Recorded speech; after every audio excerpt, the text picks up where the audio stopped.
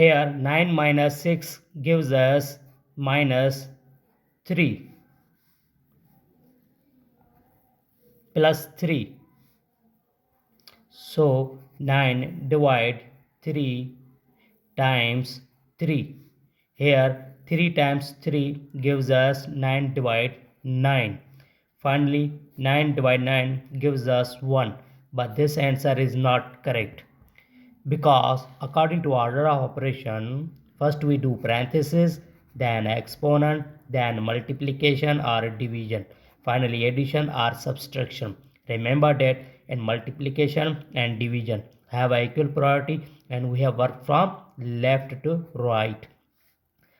Same applies addition and subtraction. So here division, here is multiplications, this is a parenthesis, and inside the parenthesis here is subtraction. So first we do parenthesis.